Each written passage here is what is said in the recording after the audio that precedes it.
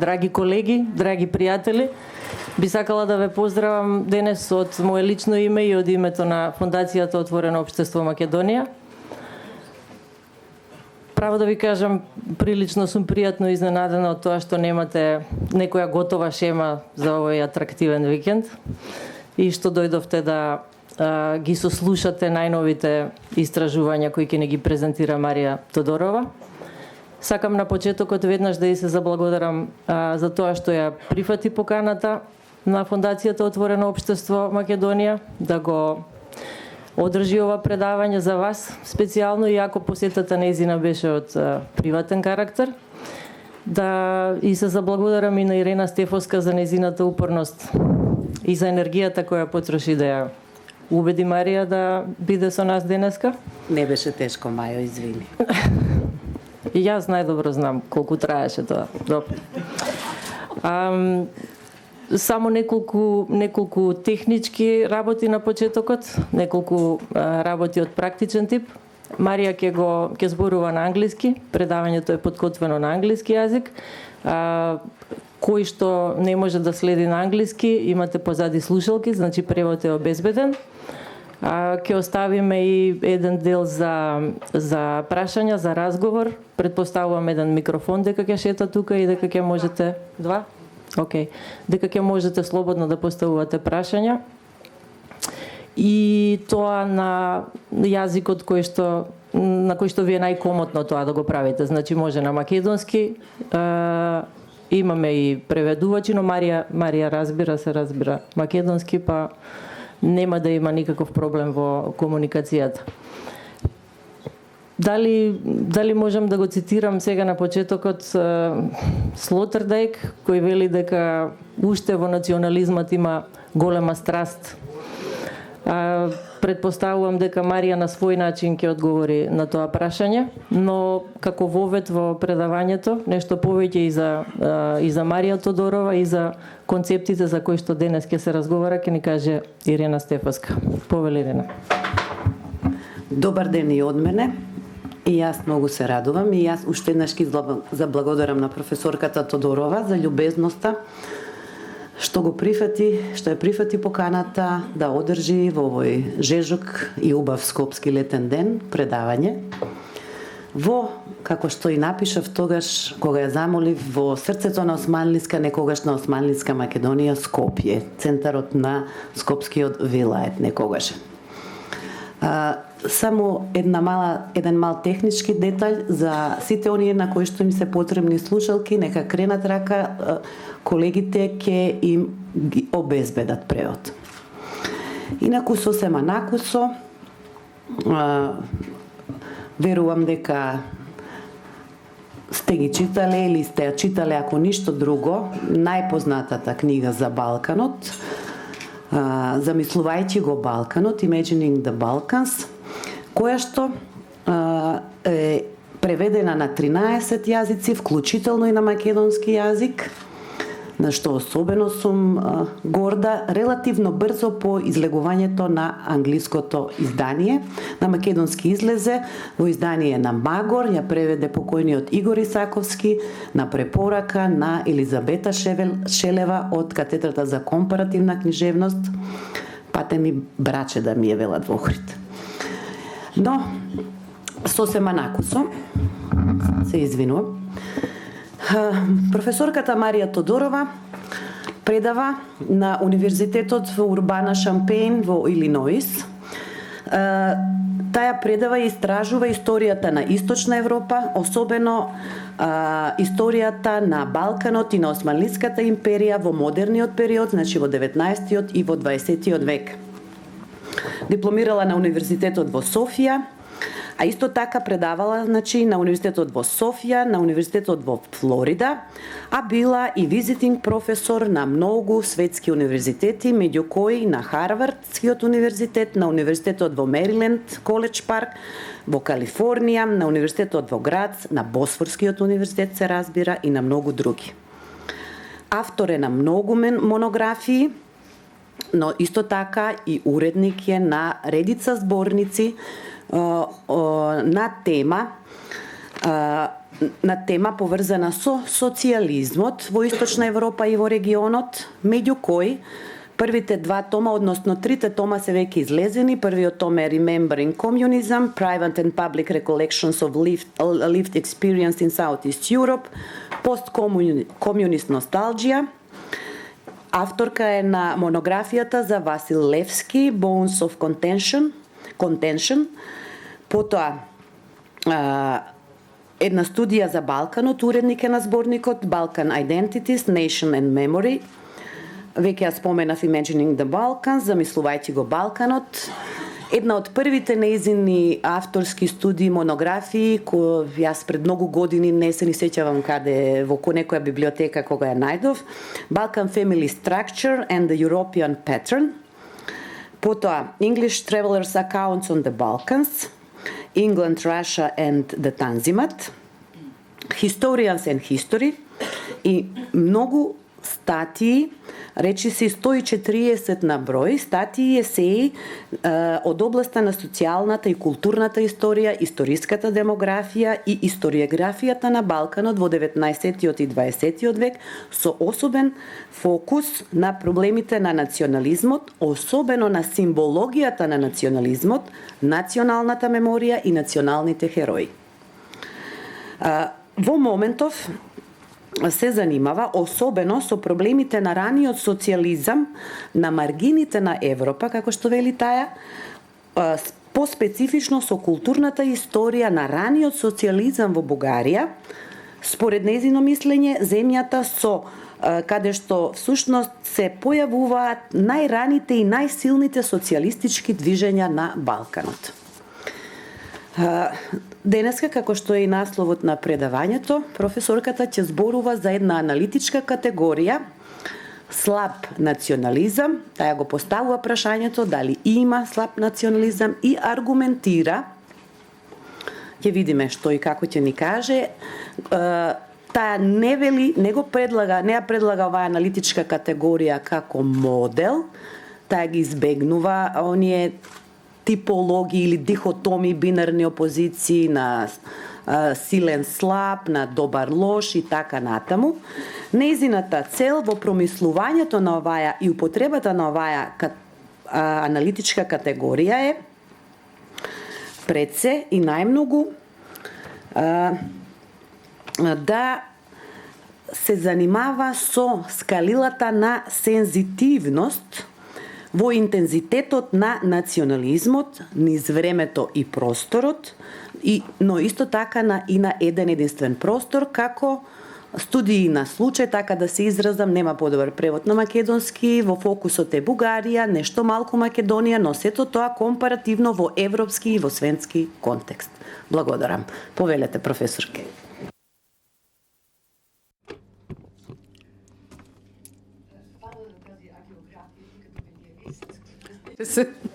Го правиш така.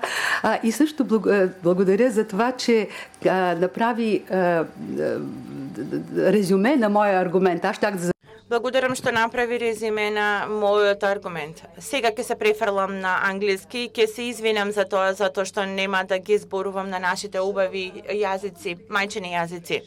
Ќе започнам со една илустрација. Пред неколку години јас пешачев во планините Аредонот, тоа се на границата помеѓу државата Нью Йорк и Канада, каде што има една тврдина и таму се случува одредено оглумење на војните помеѓу французите и индијанци во средината на 18-тиот век. Има млад капетан кој што е облечен во британска униформа и покажува како тие ги регрутирале нивните војници, дневните рутини и како да пукаат со пушка.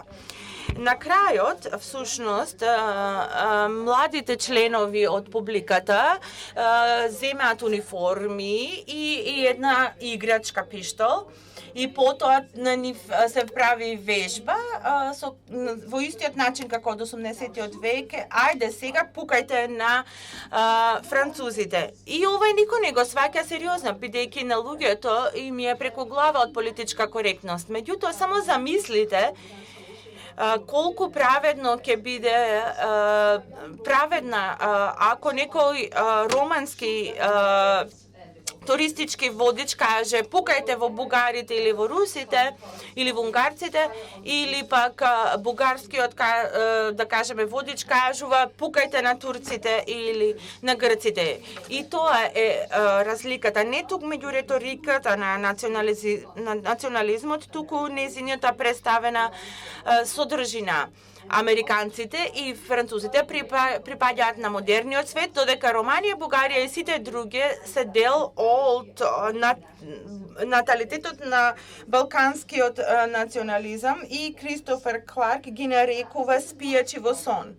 Ова не е толку вообичаено, дека по долги дискусии и критики за ова дихотомија помеѓу Западот и Истокот, карактеризацијата на целите нации како граѓасни или етнички нема да биде напуштена, туку таа е натаму обстојува во политичките и новинарските јазици и во академските. Затоа се дава една меѓународна противтежа на преголемиот национализам, тоа е патриотизам, и дека заспаните нации треба да бидат нации без национализам. Затоа јас допрва треба да видам вистинска разлика помеѓу национализам и патриотизам, освен тоа што вториот представува еуфемистички збор за првиот. Мојата презентација е поделена во 3 дела.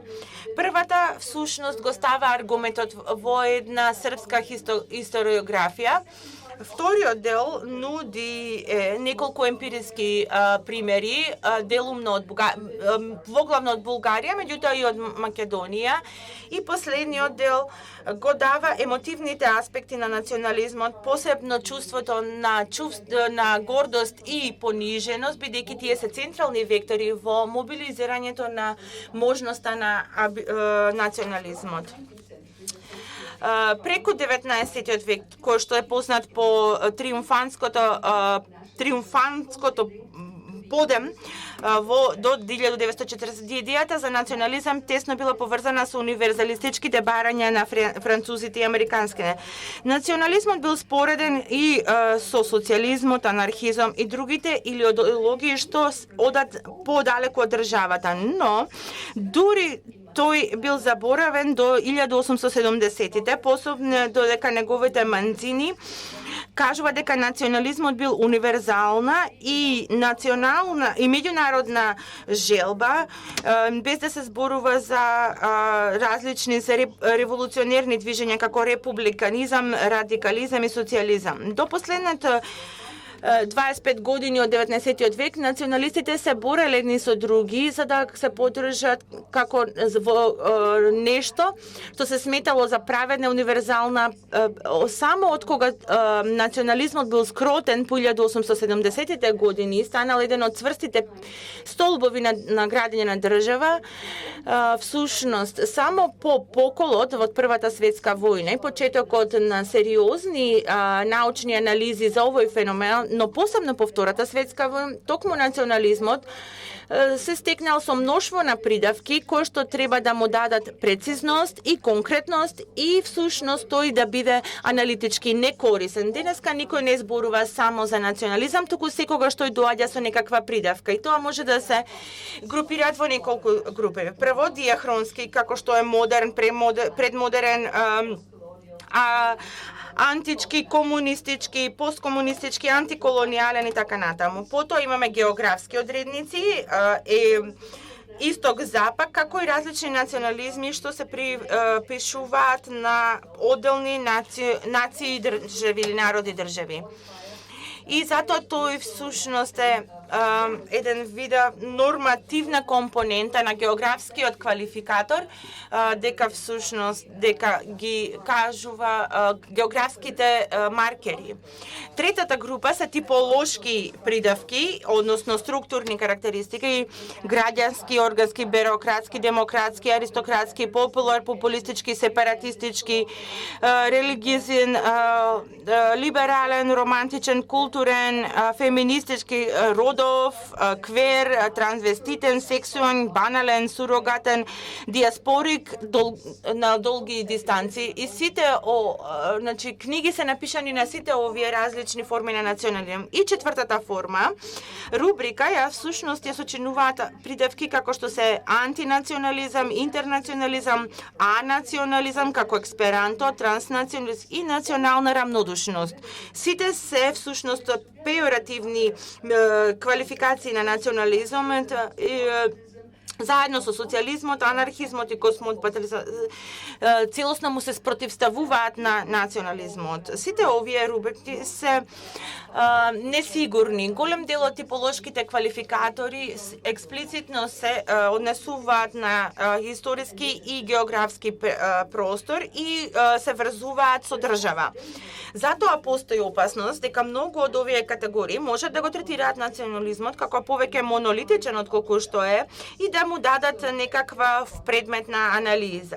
Да го направат да биде предмет на анализа. Иако јас сакам фрагментаризам и контекстуален нетоталитарен приод кон национализам, одној кој што во предвид ги зема сите различните групи во различни времиња во националниот простор, каде што национализмот се преговора, во овој текст јас воглавно се справувам со државен национализам. Оној кој што го спонзорира државата, национализмот кој што обично се смета дека представува национализам на целата нација или држава.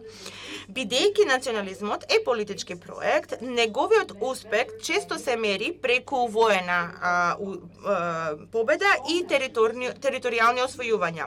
Силниот национализам е најјасниот и наједноставниот начин да се постигне тоа. Потоа се карактеризира да целата полка не само дека ги намалува внатрешните поделби, туку го врти вниманието кон хабитуалната состојба на проектот за градење на нацијата, оној кој што е фокусиран на образование, наука, култура, економија и на животната средина. Овие заложби се инспирираат и од националната идеологија и интереси и често се поттикнати од националната гордост, па дури националните ривалства, посебно во спортовите. Меѓутоа, бидејќи тие немаат смртоносен карактер, тие не им се дава внимание и понекогаш се сметаат дека се надвор од параметарот на истражувањата за национализмот. Затоа предлагам дека слабиот национализам може да биде редовна состојба на национализмот. Ако слабиот национализам со сите негови нијанси се користи како аналитичка категорија, односно како придавка за национализмот, кој што го надополнува поимот за силен национализам, слично треба да се квалификува и национализмот. Се смета дека ова е категорија што повеќе се признава во еден вообичаен приод, отколку во еден некој поквалификувачки. Меѓутоа, јас сметам дека тој треба да се идентификува и да се споредува и да се оценува преку мобилизирање на можноста на еден националистичка порака во јавната сфера. Друга кларификација во мојот аргумент е дека национализмот е политизиран и каде што тој веднаш има непосредни и широки практички и политички последици.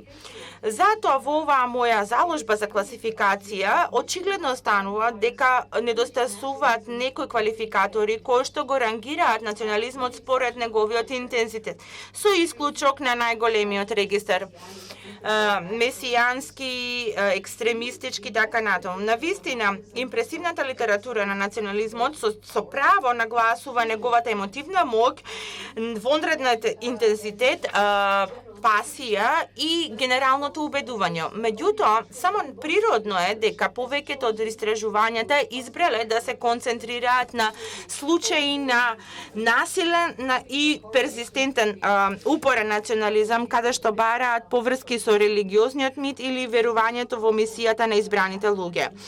Токму овој вид на мокни национализми всушност го утврдија и го дефинираа студирањето, односно студиите за национализам.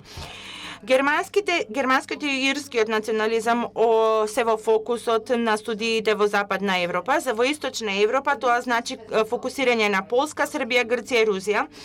На Блискиот Исток всушност доминираат прашањето помеѓу Израел и Палестина. А во Азија, всушност, фокусот е ставен на Индија и Кина и малку нешто и на Јапонија. Иако ова се чини очигледно, со едно исклучок, тоа е Мирослав Крох, не постои квалитативно одвојување помеѓу големиот и малиот национализам.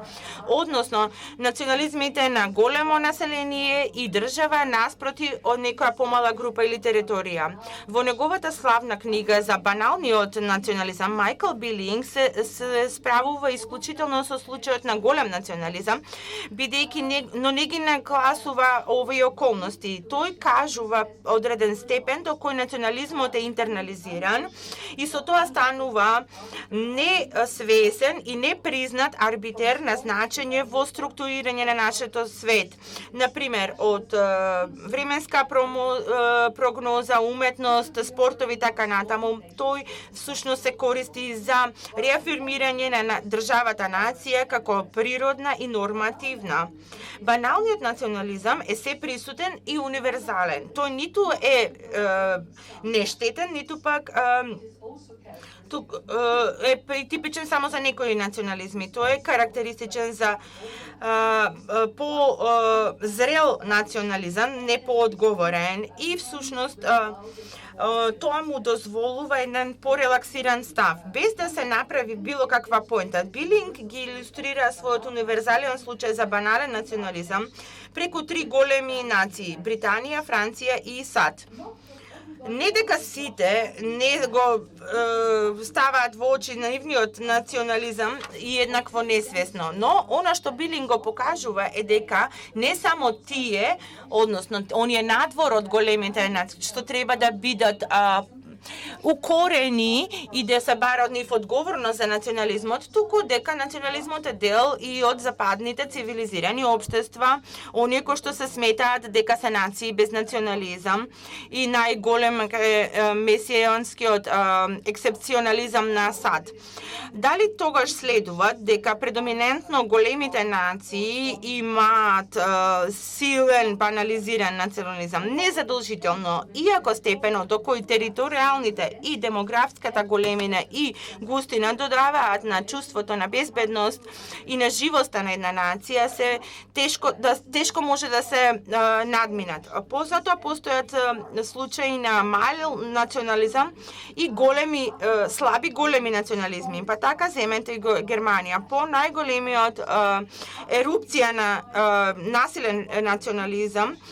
Под 45-та тоа е еден од најслабите национализми. Затоа тоа следуваше по драматичен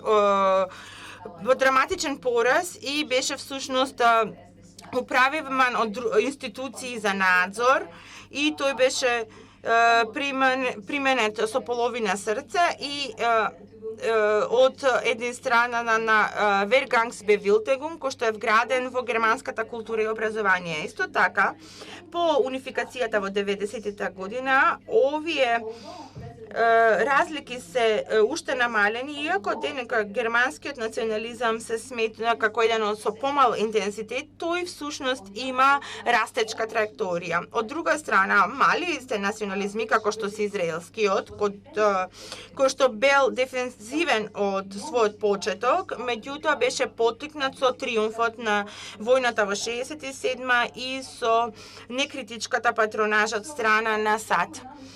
Внимателна анализа ќе открие една имплицитна корелација, не ексклузивно само помеѓу големи и мали, туку помеѓу триумфантни и дефанзивни, значи победнички и дефанзивни. Навистина, успешните полети се потпираат на сила која што доаѓа од големина и богатство.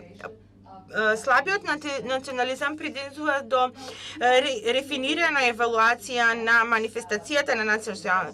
Јас сум често свесна дека ова всушност комплексноста и константното преговарање кое што произведува нации и национализам дека всушност е централен дел на државата нација како примарен предмет на анализата. Значи јас се обидувам да доаѓам до мојот втор дел. Во вториот дел би сакала да илустрирам корисноста на оваа категорија преку неколку емпириски примери и ќе почнам со нешто најдобро го знам. Значи, примерите се важни, но треба да се предупреди дека текот на мојот аргумент сам се подкопува себе си. Знам дека кога се даваат примери, тие ја фиксираат реалноста како илустрација и фотоа имаат предизвик да прераснат во модел. Секој пат кога зборувам за слаб национализам, всушност примерот го редефинира придавката и дека во овој момент тоа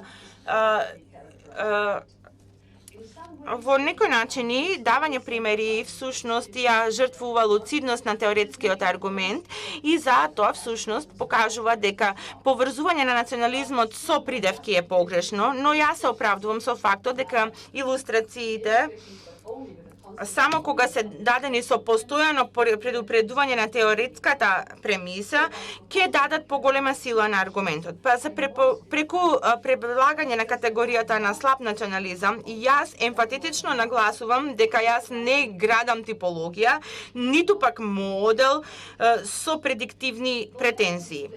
Бугарија, според мене, покажува некакви карактеристици на она што може да се нарече слаб национализам. Знам дека сте изненадени, но јас ќе се обидам да го објаснам овој случај. Споредено со Грција, Србија и само со Романија, булгарскиот национализам хронолошки се развиваше подоцна од една генерација меѓу 1840-тите и 1870-тите години. Ова го комплицира артикулацијата и практичната програма не само преку функционирање во една навистина оспорен простор, туку и преку развивање на одреден број идеолошки различни алтернативи. Како резултат на тоа, во времето на независно или автономита во 1878 година и следните децении постоеше визии за националната идеја, либерална, конзервативна, популистичка, републикана, ројална, федеративна, аграрна и социјалистичка, кои што не можеа да бидат хармонизирани и ниту пак некоја од нив излезе како еден ексклузивен хегемон, што не е случај во Грција, Србија и Романија. Пред се, ова беше еден вид на национализам, чие што ирендестичката програма се излезе на виделина многу рано. И потоа, всушност, последователните порази ја го запечатија неговиот карактер на статус-кво национализам. Да ви кажам само нешто. Денеска договорот од Сан Стефано е донесен како национален дел на Бугарија,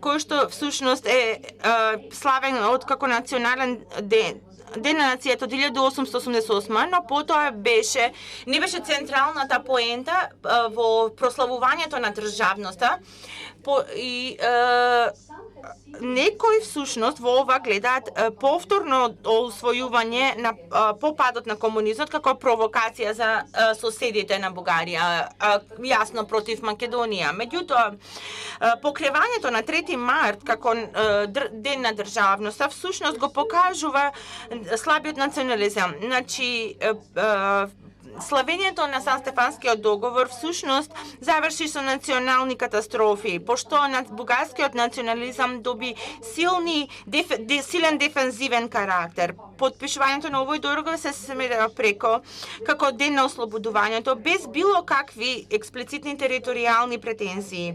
Тоа е единствениот важен настан кој што беше еуфоричен и оптимистичен во тоа време, дури и покрај фактот дека траеше само 4 месеци.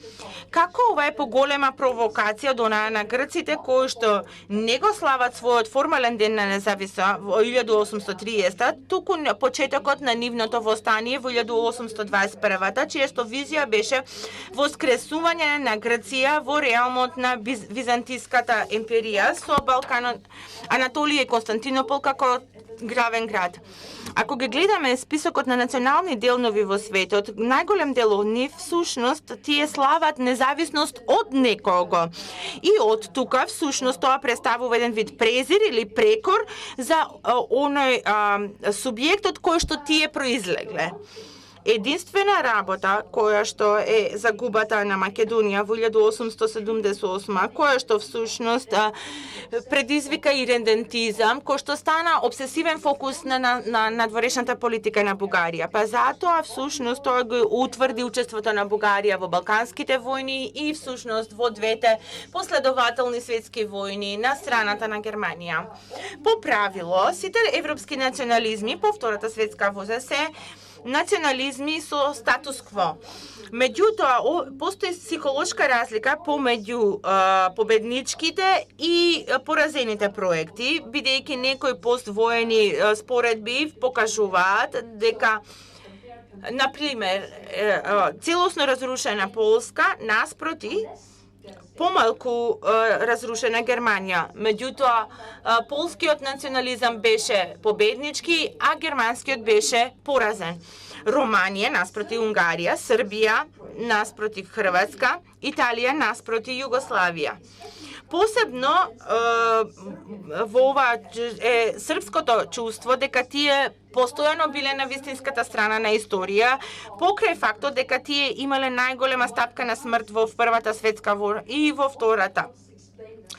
Ова го објаснува ужасот на Србија од бомбирањето на НАТО во 1999 година. Во бугарскиот случај, двете национални катастрофи, како што се нарекуваат во рамките на само една генерација по Балканските војни и Првата светска војна, всушност обезбеди една темно расположение во поствојниот период. Додека национализмот на владеечките елити бере иридентистички, тој беше во надолна линија. По Втората светска војна, национализмот беше обележан со само подсмевање и хумор, како например свеченост, но имаме и навистина хумористичен став кон нашиот национализам во Бугарија, кој што јас сум го сретнала досега само помеѓу чесите и можеби кај македонците во последно време. Сето ова всушност се одразува на символичките парафеналии на национализмот, односно метафоричката лепак што ја држи нацијата заедно. Во балканскиот контекст, националната имагинерија има различни фокуси. Кај србите, специјалниот фокус е на епиката и на борбата, кај грибата на класичното минато и всушност на чувството на директен континуитет во Романија. Тоа всушност се контроверзиите за идеалниот принц и на настани и нивното прославување, посебно унификацијата, односно спојувањето. Во бугарскиот случај сепак постои јасна ориентација кон национални херои. Оно што се појавува не е само во централноста на херојски фигури, туку се присутноста на еден конкретен херој, а тоа е Васил Левски. Од тука можеме да направиме разлика помеѓу бугарскиот национализам. Тоа е невообичаена концентрација на конкурентни и оспорвани дискурси и присвојување на една иста фигура. Ако треба да се спомнат аналогни случаи, тие воглавно упатуваат на Јованка Орлеанка, Джузепе Гарибалди и Абрахам Линколн. Сепак, иако не постои ништо исклучително околу славењето на Левски, тоа е типично за било кој национализам, постои нешто невидено во неговото единствено воспевање и воскревање во висини. Покрај широките историографски и популарен консенсус дека Левски стана херој веднаш по неговата смрт како маченик во 1873, всушност ревизија една на изворите покажува дека со децении тој бил само еден од многумина и дефинитивно непредпочитаната фигура за славење. Неговиот ексклузивен марш до висината на оваа анархија не е онтолошка, туку всушност е дел од еден постепен историски процес кој што го обезбеди неговото место во пантеонот само по Првата светска војна и продолжува до ден денес. Тој беше на ова возвишено место ставен дури во 1920-тите години по серија на огромни порази кои што служеа како шок за освестување на фанатскиот и редентистички национализам. Всушност тоа значеше дека постојат некакви жртви, а главните жртви кога станува збор за оформување на овој пантеон всушност беа средновековните кралеви кои што символички доведоа до територијална експанзија во фаза на растечки, оптимистички и редентистички национализам. Сега тие всушност се поврзуваат со националните револуционери кои што всушност беа перцепирани како опоненти на мокните елити. И всушност тоа беше засилено со фијаското политичко по Втората светска војна и наметнувањето на официјален антинационалистичка реторика. Сето ова се случува во исто време со глобалната демократизација на славење на херои, кога хероите не само почнаа да се прифаќаат туку и се, но всушност култот за лев растеше во еден релативно егалитарен и антиинтелектуално општество што дополнително го вивна кон звездите или кон врвот. Она што е всушност е дека тој бил прославен и од вообичаните луѓе и тоа има всушност голема привлечност кај тој го дал живот за етничка кауза, бугарската. Меѓутоа парадоксално тој всушност е најголемата и најпопуларната личност помеѓу небулгарските малцинства, вклучително и турците. Неговиот привлечност не е само предмет на инерција. Сушност тој е во срцето на политичкиот пакт и во земја која што страда од синдромот на слабо општество во слаба држава. Тој е всушност легитимизачката оружје на оние кои што се на власт и оние кои што се без власт. Во случајот на Бугарија, по недостиг на самодоверба по двете светски војни, всушност покажува дека она што беше именувано како неагресивно или статус-кво или слаб национализам. Ова не значи дека вербалните експресии на бугарскиот национализм се послаби или со помала мерка. Спротивно, например, може да се направи листа од најстрашни и отровни погрдни зборови кои што ги надминуваат дури експресиите на голем број силни национализми. Мојата поента е дека оваа силна порака никогаш не го мобилизираше множеството од населението по 1920 година. Исто така треба да ги спомнеме 1980 и последната процесот на обнова од 80-тите години против Турица и кој што без да се обидам да го скратам озогласетното посегнување по индивидуалните права, јас само ќе нагласам дека оваа епизода беше резултат на дефензивна надворешна политика и никогаш не го уживаше поддршка од населението, туку беше всушност многу диригирана мерка која што беше наметната и извршена од страна на поранешниот режим на Живков. Иако сметам дека во бугарскиот случај постои корелација помеѓу националниот пораз, типот на славење на херои и слабиот национализам, оваа корелација не може да се генерализира. Не предлагам дека секогаш кога неаристократски херои се возвишува, дека се јавува слаб национализам, ниту пак кога ќе се забележат знаци на слаб национализам, тоа ќе всушност резултира во една стрмна херојска пирамида. Ниту пак сметам дека сите случаи на национално понижување, освестување или слаб национализам, иако посакувам така да биде. Оно што го одржувам овде како случајот на постои мноштво на фактори кои што ја објаснуваат овој конкретен феномен. Сепак би сакала да одам малку подалеку со серија на типолошките предупредувања. Иако денеска постои едновековна традиција на слаб национализам, национализам, јас би се задржала од политичката категорија на зависност од патеката. Слабиот национализам не е всушност карактеристика на било кој народ и затоа не постојат гаранции дека најагресивните форми нема да почнат да ја јадат својата собствена утроба. Сега доаѓам до со голема страв до вториот пример за слабоста, тоа е денешната Македонија.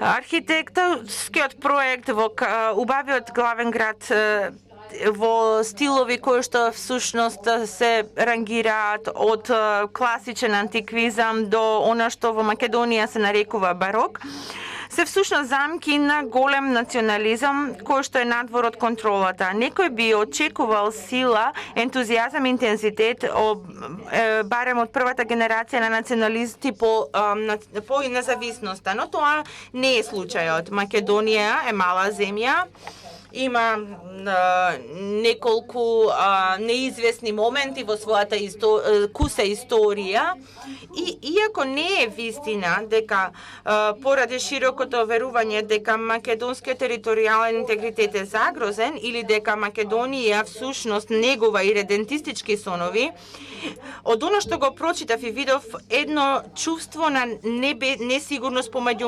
македонците. Како резултат на тоа, артикулацијата на македонскиот национализам исто така е екстремно дефанзивна и неорганизираната антиквизација всушност е толкувана воглавно под антрополози како очаен обид за национално брендирање во рамката на современите неолиберални држави.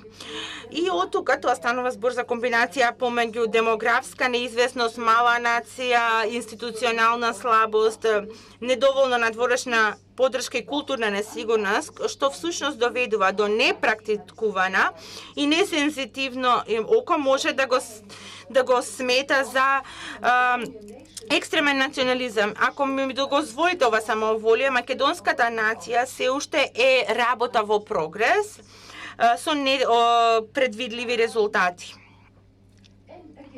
Повторно, сите ова се фактори всушност кои што не упатуваат на еден модел. Како контракт еден е примерот на силниот национализам на Косово.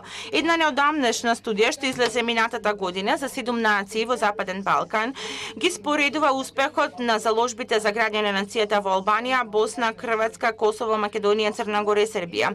Косово е земјата со најмал БДП, најниск животен век, највисока стапка на невработеност и најмали оценки на индексот за човеков развој. Меѓутоа, тој ги надмина сите во неговата можност да ги прозива на своите граѓани на лојалност и со тоа се мери всушност успехот на градење на националот.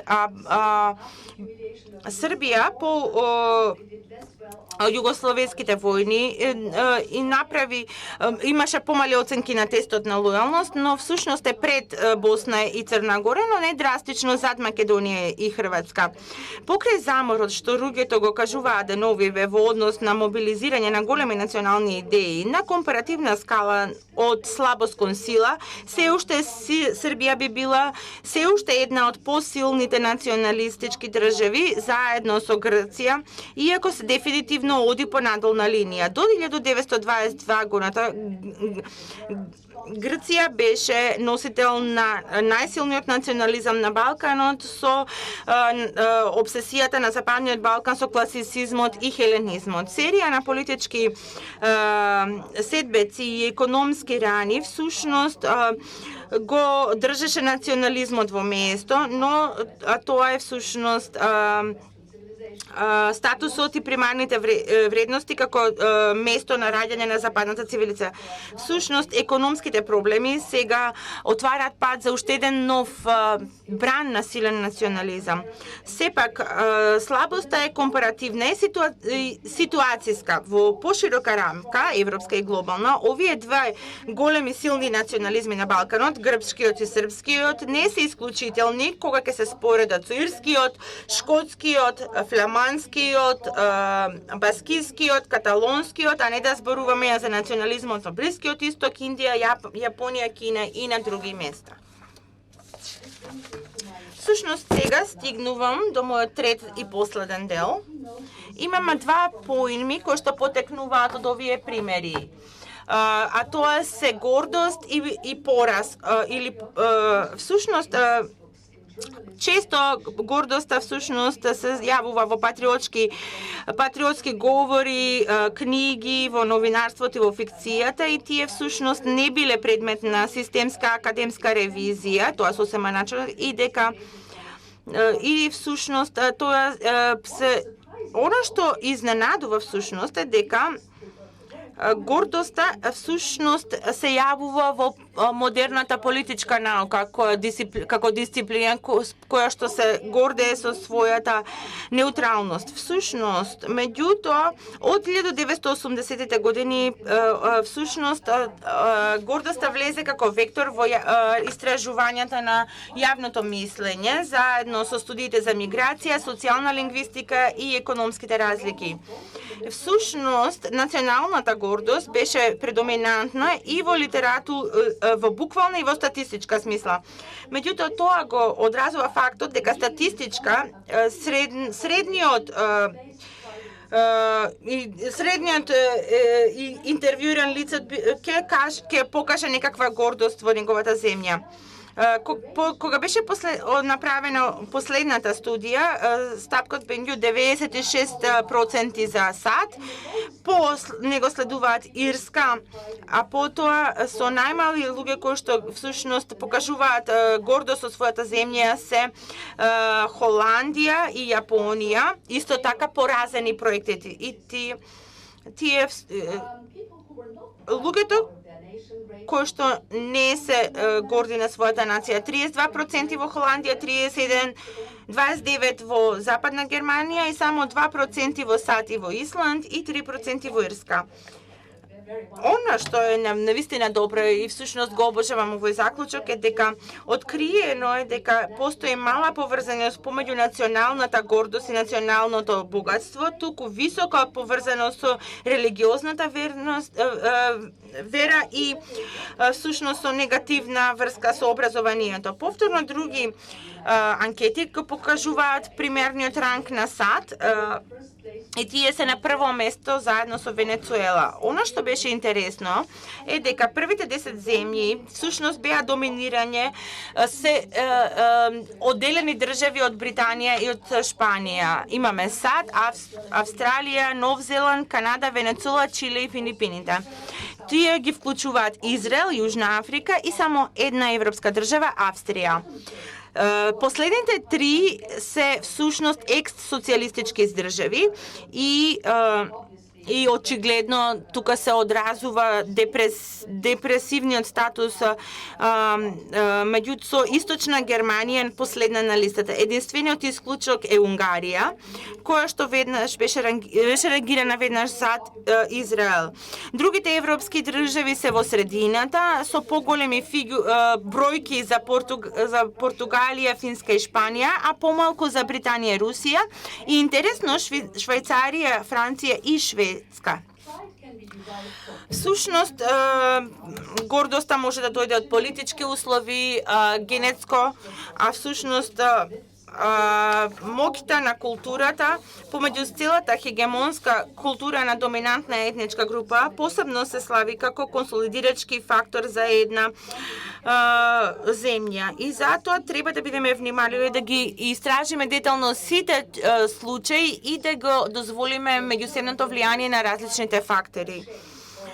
Спротивно на гордоста е срамот. Понекогаш воениот срам или пораз може да биде придружен со намаленост во гордоста, како што е случајот со Германија и Јапонија по Втората светска војна, но тој може да изгледа гордост за непризнаени доприноси и зајакнат национализам, например под договорот од Версил во модерна Кина историскиот појас всушност ги консолидира идентитетите и станува алатка за политичка легитимација и мобилизација на нацијата. Ниту пак гордоста, ниту поразот покрај нивната централност во националистичкиот дискурс може да се сметаат за ексклузивни придавки на силен или слаб национализам. Вистина е, националната гордост може посилно да се поврзува со силен национализам, но важниот заклучок овде е дека тоа е се присутен квалитет на било кој национализам, вклучително и на слабиот национализам. Роналд Суни направи разлика многу успешно помеѓу емоции како краткорочни чувства кои што се мотивацијски имаат цел од долгорочните расположенија кои што не се предмет и немаат јасна цел.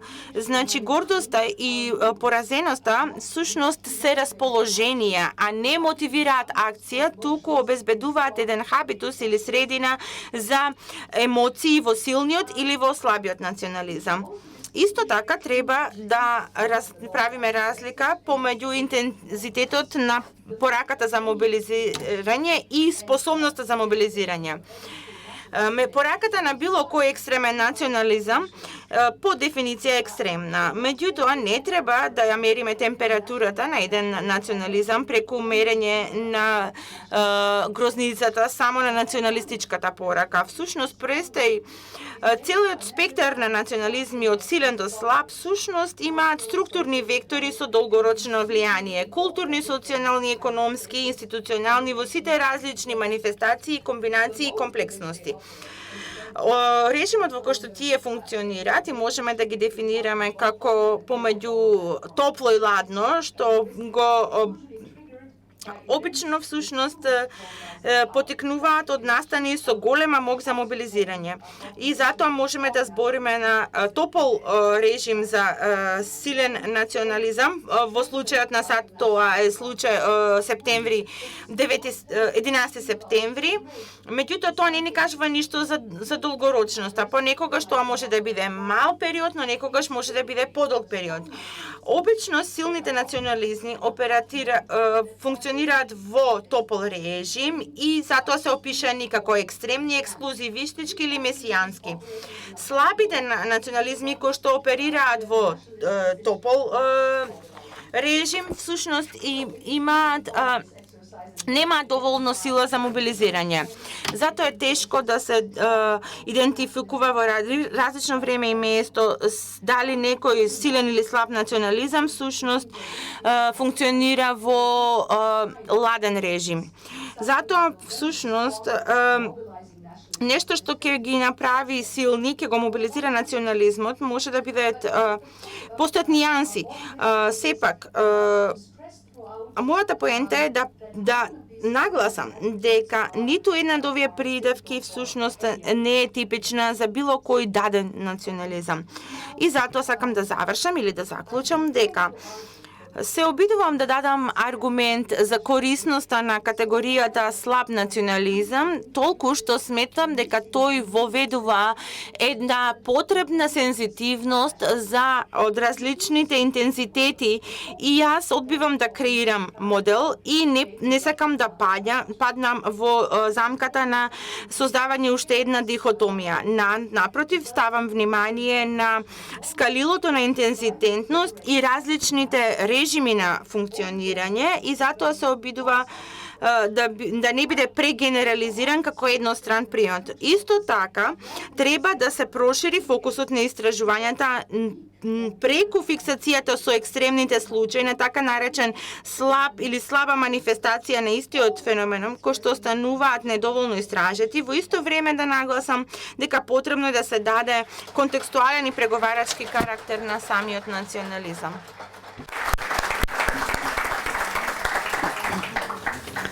Благодарам, Марија. Право да ви кажам, се изморив. Не прошета низ целиот свет, па не врати на Балканот. Сите возможни атрибути на национализмот ги употреби, а при тоа се задржа на државно спонзорираниот национализам и особено на аналитичката категорија што таа ја предлага. Јас ќе бидам многу куса за да има простор за публиката и ќе поставам само едно прашање. Обидот да се избегнат дихотомиите, според мое мислење и според она што го слушнав, сепак е невозможен до крај. Нешто малку околу тоа. Се согласувам исто така дека и многу ја почитувам, го почитувам пристапот дека примерите ја фиксираат стварноста и тие се по некој пат неблагодарни, бидејќи буквално ги означуваат, ги стигматизираат оние кои што се дадени за пример. Но единствено се задржувам на првиот дел од моето прашање. Возможно ли е да зборуваме за слабиот национализам, а при тоа да апсолутно или целосно да ги избегнеме дихотомиите?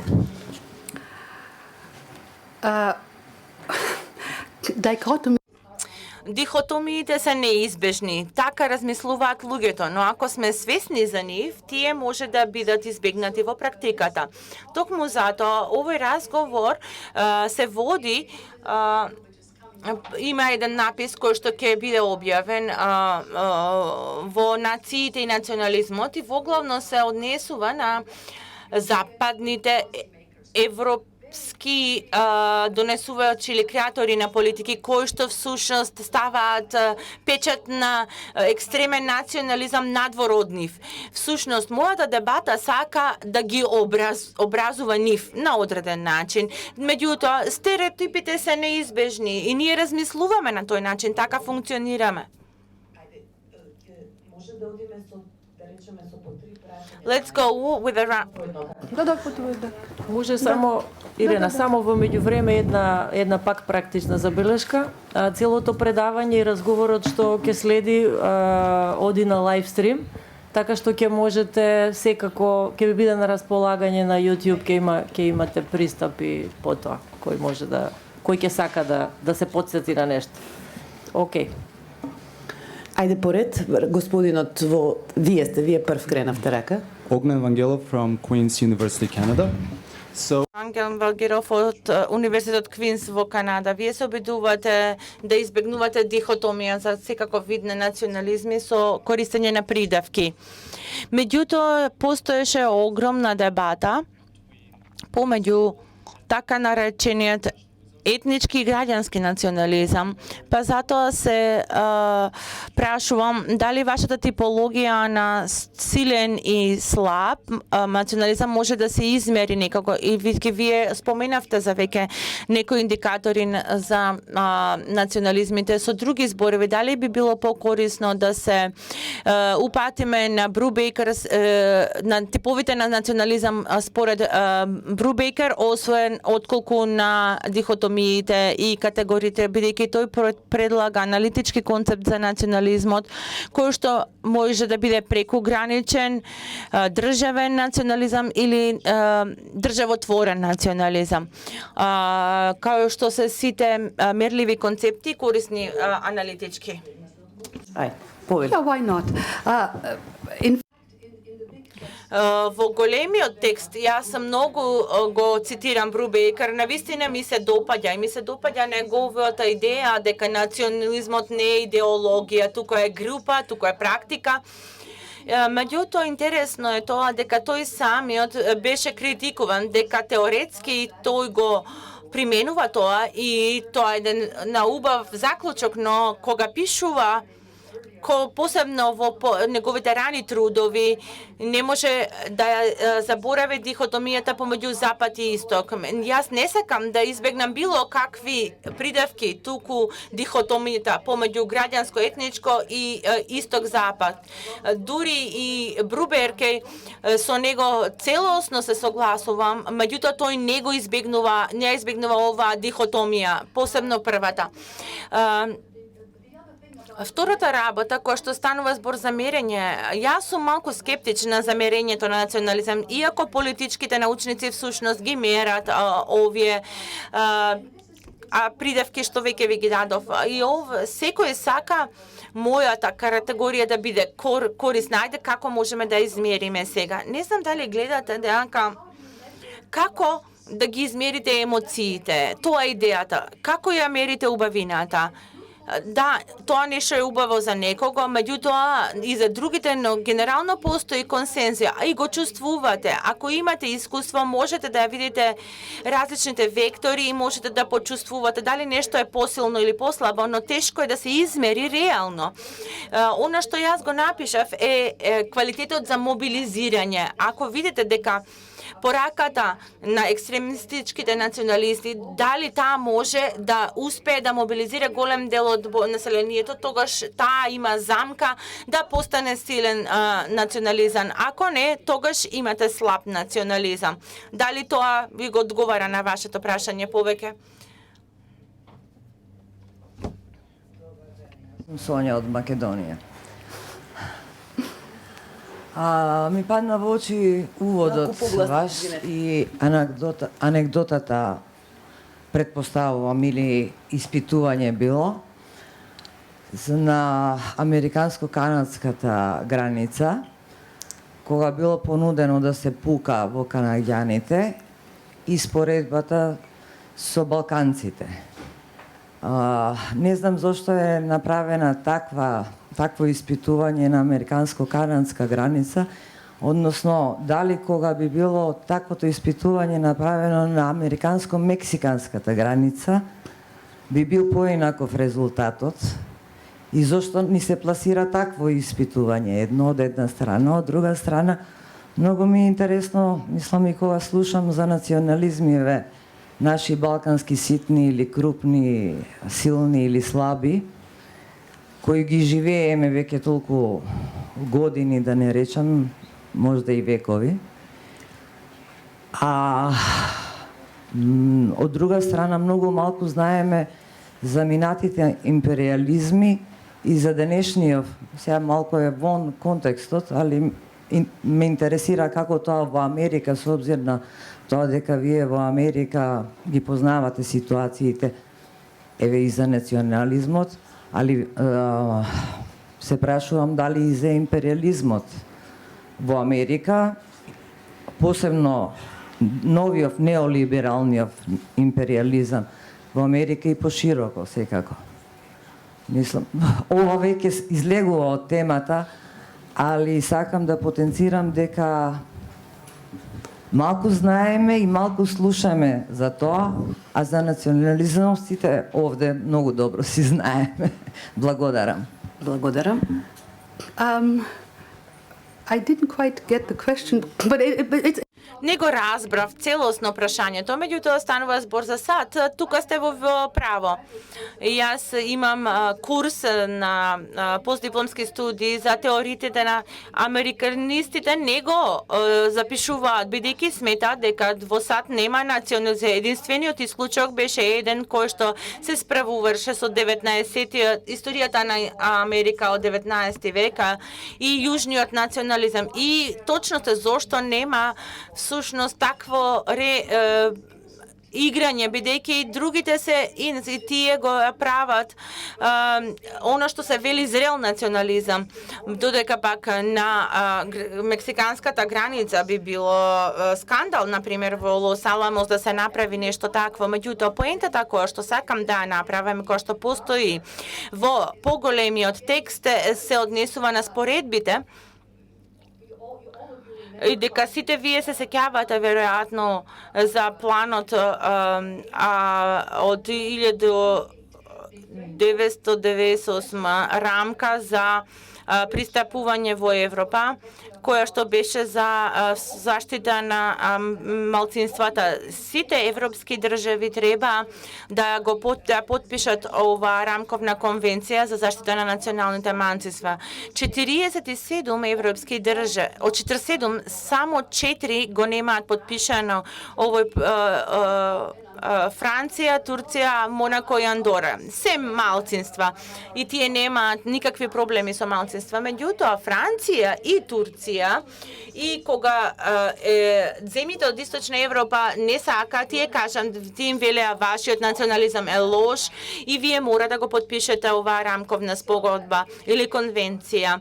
И тоа беше во случајот, значи, имате ароганција, но и имплицитна хиерархија и припишување на национализам, кое што ефективно бидејќи ја оформува меѓународната политика денеска.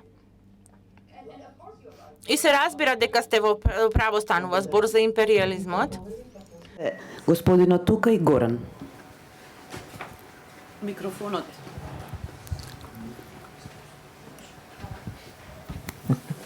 Victor Vangelov. First of all, thank you for your talk. It was Прво ви благодарам за вашиот разговор. Имам две куси прашања кои што сакам во светло на она што веќе го кажавте и со цел да се избегнат дихотомиите. Дали можете да ни данете примери за амбигуозен или нејасен национализам, дали е силен или без оглед дали е силен или слаб и што постои помеѓу овие категории. Второ, дали тоа е дали постои знак за силен национализам? Дали има, ако ставот ние сме над национализмот, дали тоа е карактеристика на силен национализам, бидејќи јасно може да го мобилизира чувствата на луѓето кои што не се националисти за разлика од вас, и дали постои некаква одлика на силниот национализам. Ви благодарам. Првото прашање е добро, а второто не го разбрав добро, меѓутоа ќе се обидам. Значи, нејасниот национализам, јас го има тоа пишано во поголемиот контекст и всушност примери за него е дека постои цела литература која што има за емпириските контексти, односно зборува за нејасниот национализам, посебно помеѓу на границите на етничките заедници и всушност се однесува на литературата за Хабсбуршката империја. Имаме помеѓу славите и германците и исто така на границите помеѓу Грција и Бугарија, каде луѓето се чувствуваат и едното и другото. И тоа може да го кажете дволично или опортунистички национализам. Еден пример, еден мој студент зборуваше за границата помеѓу Грција и Бугарија. И она што таа ни покажа дека постои антигрчка кампања во Бугарија кон крајот на 19 век, почетокот на во 1930-те поголем дел од грците биле иселени, не биле избркани, имало размена на населението. И некои од нив се вратиле. Некои всушност би пишувале дека се грци, меѓутоа откако се вратиле тие предпочитале да бидат булгари. Значи вие се приспособувате на политиката. Не треба да ви давам пример. Македонија всушност во 19 век е најдобен.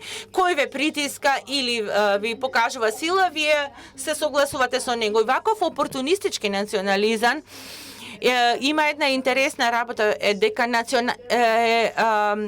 националната рамнодушност, и постои интересна дебата и за оваа категорија, и која што можете да тврдите дека селаните пред проширувањето на би можеле да бидат рамнодушни. Децата кои што всушност не се социализирани во националистички услови, всушност се рамнодушни. Училиштето е тоа кое што го креира националниот идентитет. Меѓутоа, денес тешко е всушност да се зборува за националната рамнодушност како категорија која што некои историчари се обидуваат да ја наметнат во главните дискусии. Меѓутоа имам тешкотија со второто прашање, дали добро го разбирам. Дали ставот ние сме над национализмот обично ги развива земјите во силен национализам. Да, апсолутно сте во право. Јас почнав со баналниот национализам. Да, луѓето навистина веруваат дека не се националисти и токму заради тоа баналниот национализам кој што Майкл Билик го опишува и јас го илустрирав со првиот пример кој што ви го дадов. Ова токму е тој силен национализам, оној кој што е толку природен што луѓето сметаат дека всушност дека го надминале. И затоа ваков вид на прикажување се навистина навредливи и имаат често елементи на слаб национализам. Благодарам на вистина за стимулирачкиот разговор. Ми се допадна идејата за слабиот национализам, но ми се допадна и тоа дека го кажавте дека ова не е антологиска или некаква категорија која што може да биде пренесена во поента. Во однос со слабиот национализам на Бугарија се јавува очигледно прашање, постои одредено однесување или став кое што е во главните текови на политичкиот живот во историографијата во однос на македонскиот нација и македонскиот јазик. И тоа може да се биде ставено да го стави под знак вашето замислување на слабиот национализам во Бугарија. Дали сметате дека таковата импресија всушност не мобилизира никого во Бугарија во моментот? Дали тоа така функционира? И второто прашање се однесува на тоа на космополитанизмот, кој што кратко го споменавте во вашето излагање. Која е идејата за дека космополитизмот и национализмот меѓусебно се исклучуваат еден со друг? Одговорот на вашето прво прашање е да. Мислам дека на површината на овој дискурс имате не толку многу во историографијата, туку многу јасно во политиката. Меѓутоа, само кај некој од јавните медиуми. На крајот го имате признавање на македонската државата и вие имате де факто и признание за македонскиот јазик и не постои ниту еден нема никакви иредентистички движења, никакви територијални, се извинувам, заложби и тоа всушност вие имате ваш дискурс, ние имаме наш. Меѓутоа тие ќе излезат на површина, но ја знаете шегата со Самуил и луѓето се смеат зошто тие би ставиле споменик на единствениот крал кој што го изгубил своето кралство. Меѓутоа, знаете, повторно не станува збор не само интелектуалците кои што се собрани како оние овде, кои што се смеат на овие работи, туку сите и луѓето се смеат и за на естетичкиот и дали е тоа вистинското место да го стават овој споменик, дали добро е сработен и така натаму. Јас мислам дека и понатаму продолжува бугарскиот национализам да биде слаб национализам. И само потсетете ме за космополитанизмот наспроти национализмот. Тоа беше различен дел од оно што го каже. Тоа навистина и беше така. Тие беа взаемно конститутивни до 1970-тите години. Потоа национализмот стана навистина голем мотив кој што и разделувачка категорија во јазикот на национализмот. Космополитизмот беше најголемата грешка, меѓутоа може повторно да стане таков случај, бидејќи покрај сите работи ние живееме во системи на нации, во систем на нации и држави и можеби дали знае некој тоа ќе биде успешно или не, но ако овие меѓународни институции успеат да го намалат суверените прашања, космополитизам, наречете го интернационализам, космополитанизам или транснационализам, тој може да биде успешен. Бидејќи на самиот почетоков национализмот беше и онтолошки не е дадено дека национализмот е само разделувачка идеологија.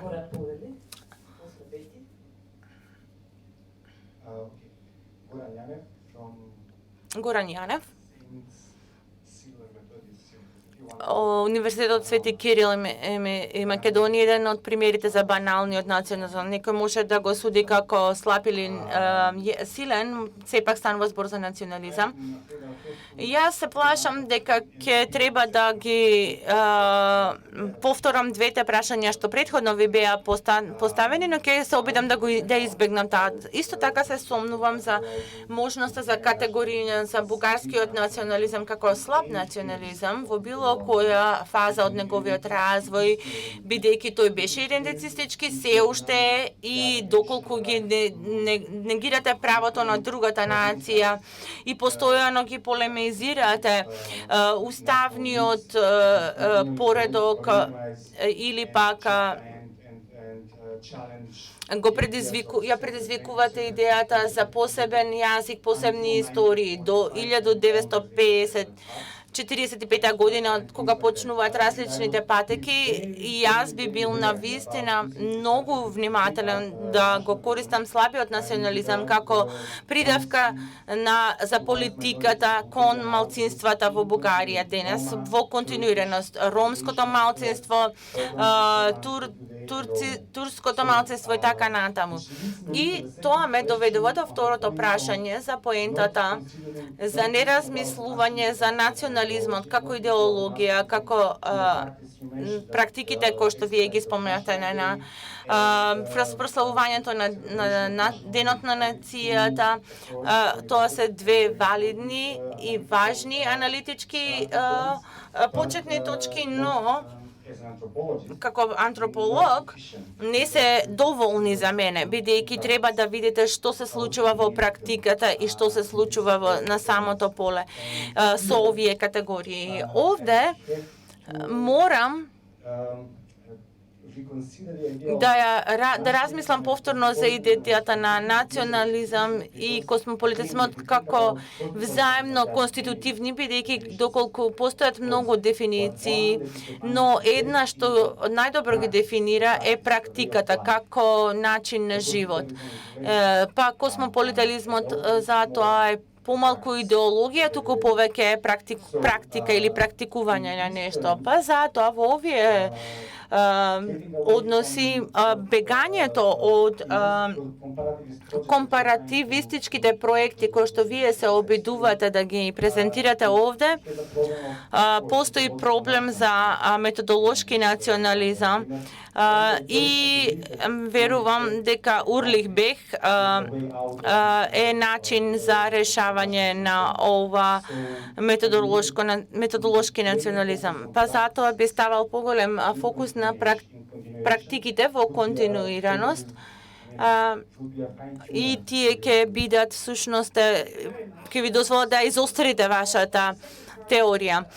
Во вториот дел на вашето целосно се согласувам и повторно всушност јас се обраќам на поимот за методолошки национализам и се согласувам со него, меѓутоа оно што јас не го правам не нуди генерална теорија за национализмот, туку се однесува на еден спор кој што се однесува на политиката, каде што не смееме да го срушиме национализмот, бидејќи тој е зборот што ги оформува креаторите на политиките.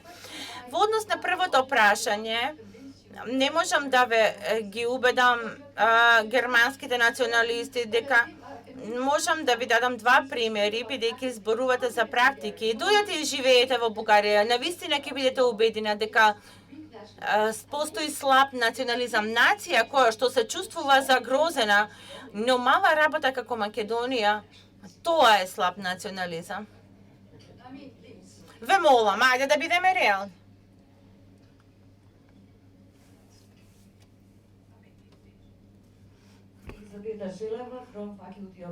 Елизабета Шелева од факултетот за филологија. Да ви го свртам вашето внимание малку предходно. Доаѓам од одделот за компаративна литература и затоа сакам да ви кажам дека ние сме во затворен контакт од вашата книга замислувајќи го Балканот во однос на додипломските и постдипломските студенти се добро всушност информирани за вашите категории на балканизам како методолошкално.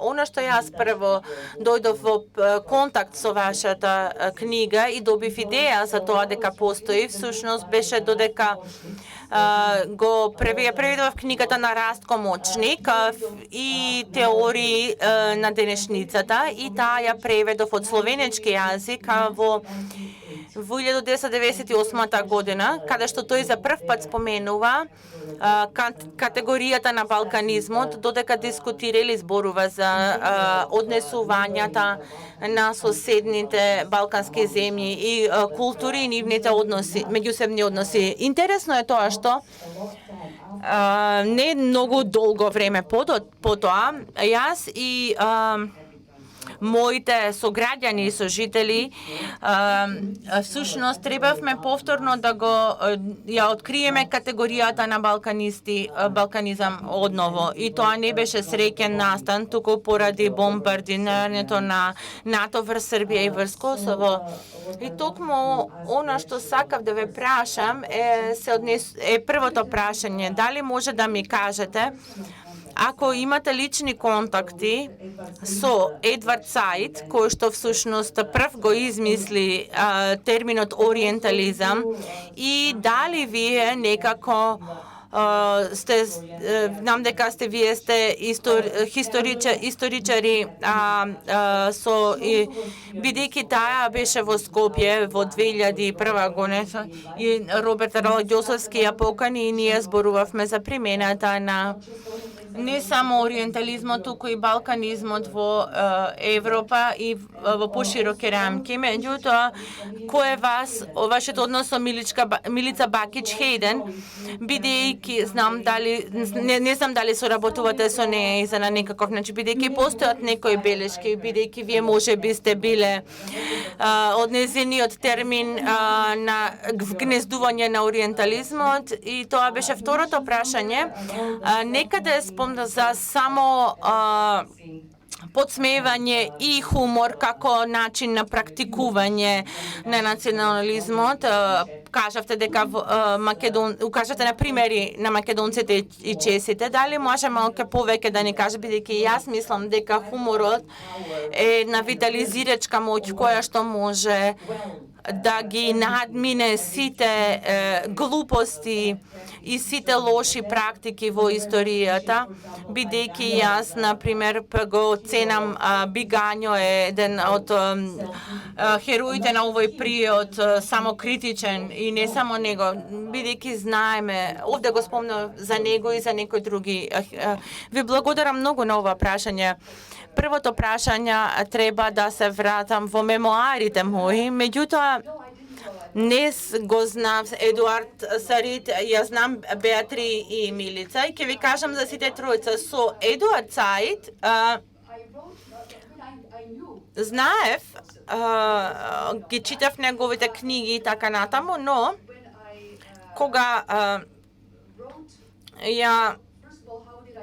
како почнав да ја пишувам оваа книга, јас бев гневна со војните во кои што беа генерализирани како Балканска војна. Тие не беа Балканска, туку беа граѓанска војна за одделување или одцепување. Меѓутоа,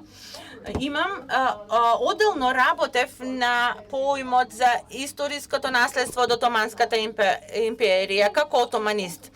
Исто така ги објав овие записи од патувања и потоа реков да ги ставам заедно на едно место и да реагирам на оно што се случува во 1990-тите години. Па затоа многу свесно направив концепт за моите белешки во однос на балканизмот, наспроти ориентализмот, и почнав првото поглавје се однесува на разликите помеѓу неговата буквален поим и моето е поспецифично историски поим и него знам Растко Мочник лично. Меѓутоа во една тој за мене таа вели дека како историчар таа е онтолошки премногу заземљена и тој сака луѓето да генерализираат. и тој го генерализира значењето на балканизмот. Меѓутоа, кога мојата книга беше објавена, беше наречена Балканизам, тоа беше мојот, всушност, и тоа беше насловот, ова кој што излезе на бугарски. Сите го преведоа на поинаков. И кога зборував со мојата уредничка, таа кажа не смееш да го користиш, не го сакаш наследството на Саид.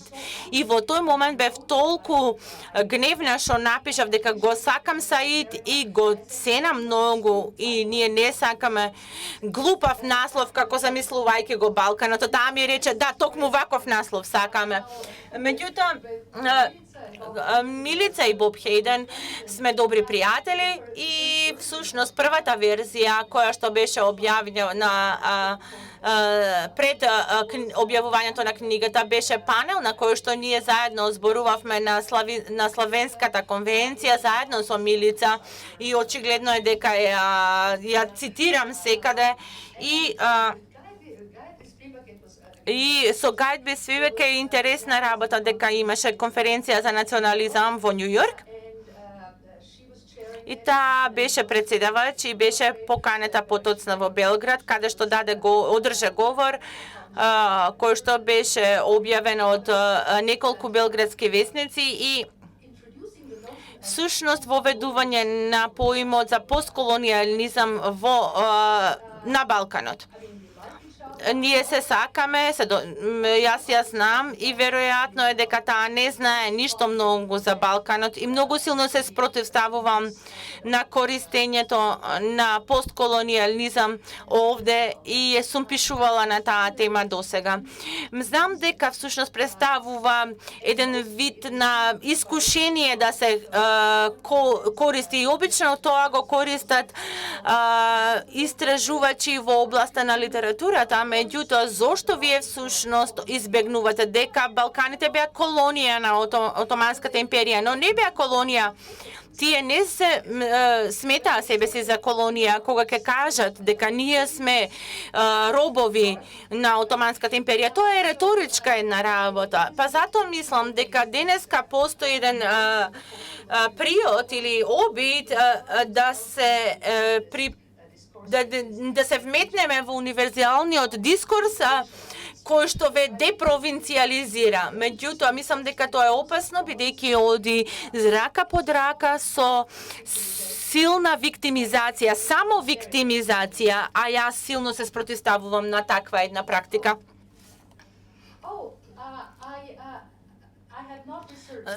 До сега не сум го истражила ова целосно, само критикување. Меѓутоа, кога Бигани беше објаснет во 1980-тите, тој беше целосно дискредитиран, бидејќи тоа беше време на растечки булгарски национализам и затоа тој рече дека ова е ужасна книга и тоа стана херојска и беше само идентификација на бугарите, само откога тие во модерно време живеат. Од прво, погледнете, тоа има некаква врска и со класната структура на едно општество. Видите како чесите го имаат Швејк како фигура и потоа имате пољаци и унгарци кои што каже дека овој и зачудувачки е дека многу всушност унгарци го знаат Швејк лично и дека тој од себе направил идеал. Меѓутоа тој не е. И затоа и тоа е токму убавината на целото ова. Ги имате претенциозна аристократија во нациите кои што имале ваков вид на борба. Но мислам дека е нешто што треба да и воглавно тоа би бил предмет на литературата или на литературната. Но за да имаат прилика повеќе. Да, ве гледам, но Јован беше пред вас. Јован, па вие?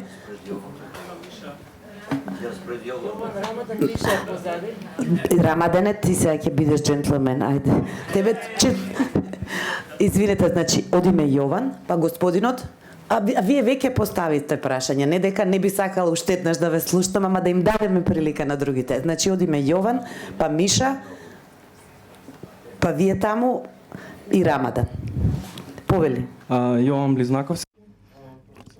Thank you so much for your Јован Близнаковски, професор Теодорова, ви благодарам многу за вашето предавање денеска. Јас сакам да направам две пошироки поенти во враќањето на прашањето дали постои нешто како слаб национализам и дали тој може да биде корисен како аналитичка категорија. Прво, всушност, сметам дека е навистина тешко да се дефинира она што конкретно е слаб национализам, бидејќи во главно голем дел беше ориентирано кон објаснувачето предавање што вие не се обидувате да направите преку опишување на оваа статија.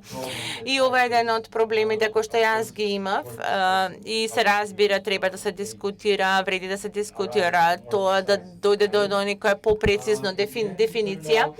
На крај испадна дека тоа многу се однесува на интензитетот на самиот случај на конкретен национализам и тоа јасно се поврзува со прашањето за мерење на интензитетот, но тоа веќе го дискутиравте, затоа не би сакал да се повторувате уште еднаш.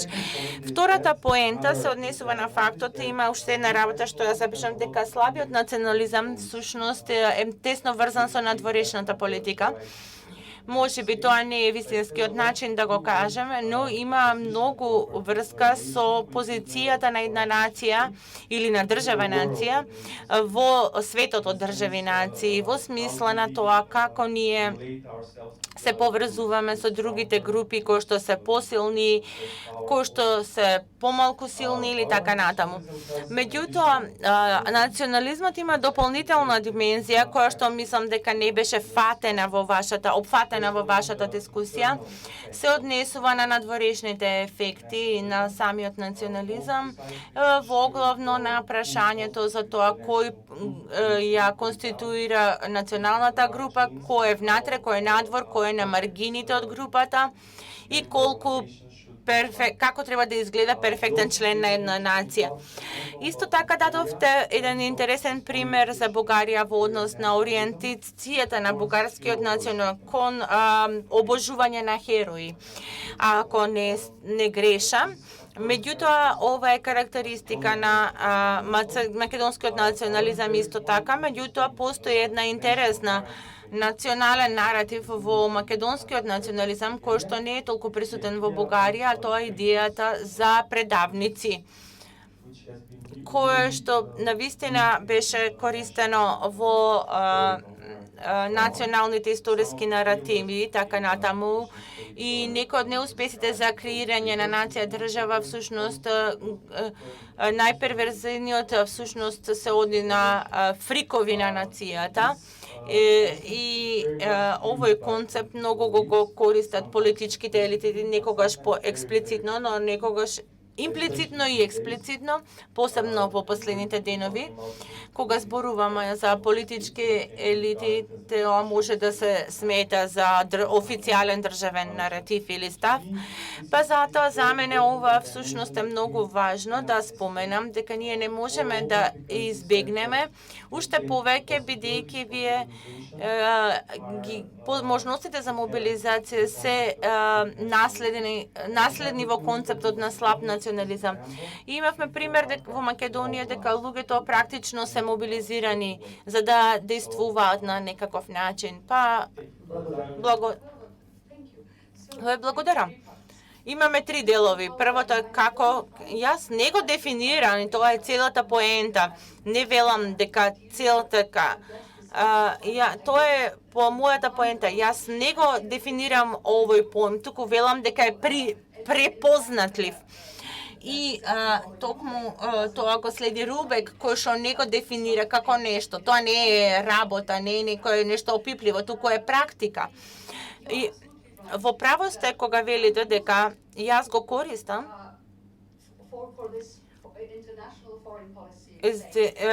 полето на меѓународната политика, бидејќи нивната дефиниција на национализам е погрешна на оние на кои што таа всушност се однесува.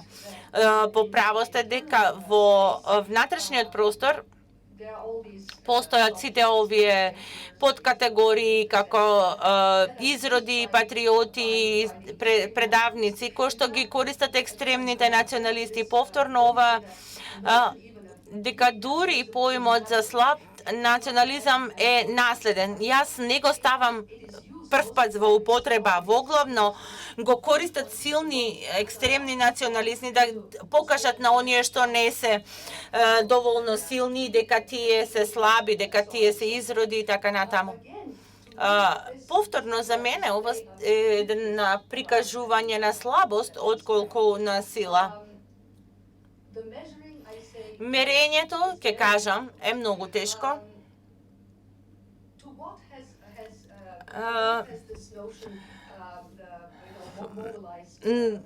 Зашто ја мобилизира овој поим? Веќе зборувавте за Македонија. Ќе скокнам неколку работи. Тоа оди на прашањето за бугарскиот национализам и неговиот став кон различните малцинства, например ромите. Ова е еден поим или термин не за етнички, туку всушност станува збор за категорија, класна категорија. Во Бугарија ова е голем проблем, Рома проблемот, или и ромите повторно е политички коректен концепт кој што не треба да се користи поради како антрополиција постојат многу повеќе групи во таа. Меѓутоа се согласувам дека ако зборуваме за внатрешните ефекти на слабиот национализам, мораме да го дефинираме на поинаков начин, но јас зборувам на различно ниво или на различно поле.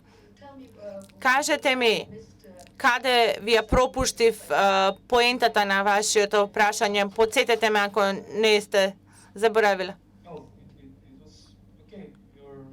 Во ред. Вашето одговор беше апсолутно перфектен, меѓутоа само се обидував да целосно разбирам дека вие всушност ја ставивте приказната ориентирана кон другите нации, па затоа тоа е целосно разбирливо.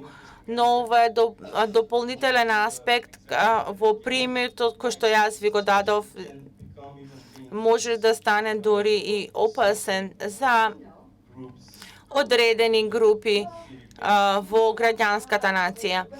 Кога го пишував, замислувајќи го Балканот, некој ми рече, ова може да биде опасно, ќе ти им дадеш храна на националистите, но националистите не читаат, посебно не сложени четива. Миша го замолувам да постави прашање и да го замоламе едно, па после одиме позади, па Рамадан. Само што го одговорија, така што окей. Благодарам. Овде позади замоли, извини, првин на господинот ти веќе еднаш праша. Ама, таму позади.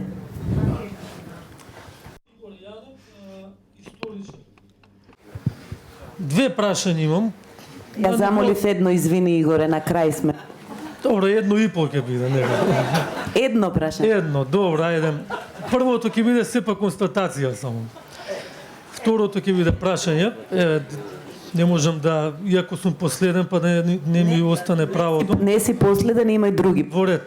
Антропологијата во почетокот до некаде го објаснувала, но и го оправдувала расизмот и колониализмот. Дали во овој случај постои основ за предпоставка дека теориите кои објаснуваат на нацијата, тенденцији, или може да кажеме, веќе со осудам да кажеме, критикуваат, се во функција на намалување на национализмот, во функција на глобализација, еве како што спомна претходно некој неоимпериализам, кој повторно ме бил, содржината негова би била некој си англосаксонски повторно национализам. Бидејќи ние како човештво, некои достигнувања, сите ни се етнички заробени терминолошки во некои етнички дефиниции. Општо, како човечко наследство, ние го дефинираме наследство на тоа племе, или на британците, или на евреите.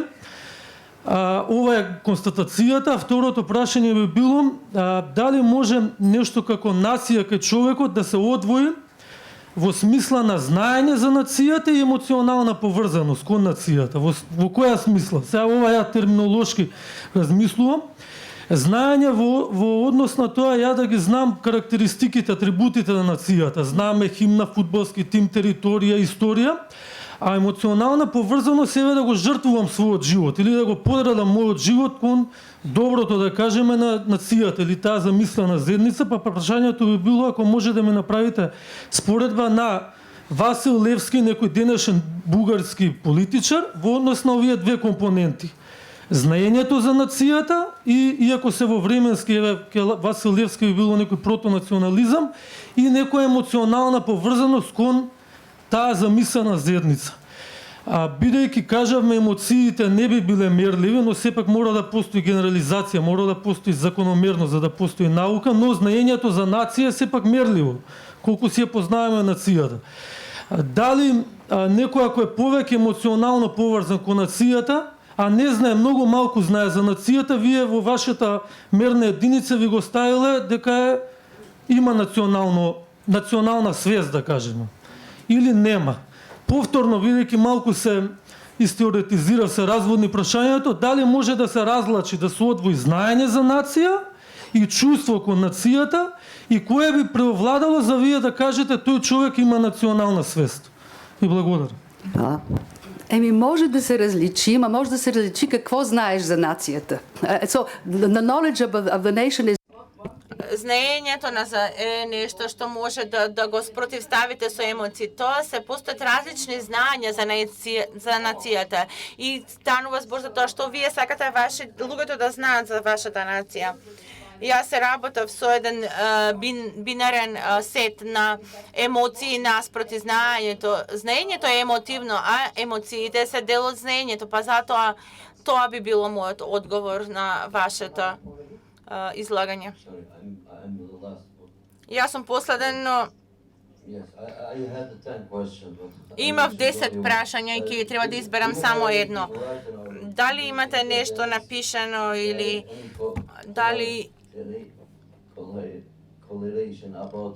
постои врска помеѓу национализмот овде и бидејќи сите се од отоманското време, дали постои некаква меѓусебна врска, например отоманската идеологија за милетскиот систем и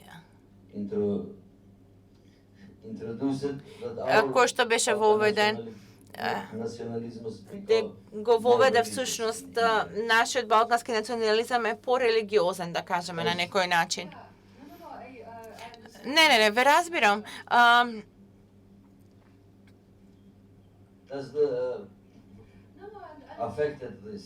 Дали тоа влијаеше да биде нашиот национализам да биде порелигиозен, посебно кај православните нации? Би рекла не. Во право сте кога велите дека национализмот е еден од елементите на дизинтеграцијата, односно на милетскиот систем, но вилетскиот систем. Меѓутоа, не мислам дека балканизмот е порелигиозен од другите нации. Да, имате силно православен национализам во Србија и во Романија, за интересно. Меѓутоа, грчкиот национализам ивак ги има надворешните изгледи на православието, не е толку многу врзан со православието, туку иако има силни цркви и институции, но бугарскиот национализам нема никаква врска со религијата. Например, погледнете го ирскиот национализам. Тоа е еден вид на католички национализам и не би рекла дека досега, односно, бидејќи потекнува Отоманската империја, постои корелација со вилетскиот систем, но не мислам дека тоа всушност е бугарскиот национализам е парадоксна работа, бидејќи почнува како одделување на црквата од румулетот со силен антигрчки елемент, но не станува религиозен национализам. Има уште многу прашања, но мислам дека веќе речиси 2 часа многу интересно разговараме. Уште еднаш благодарам на професорката Тодорова и на сите вам што дојдовте да поразговараме.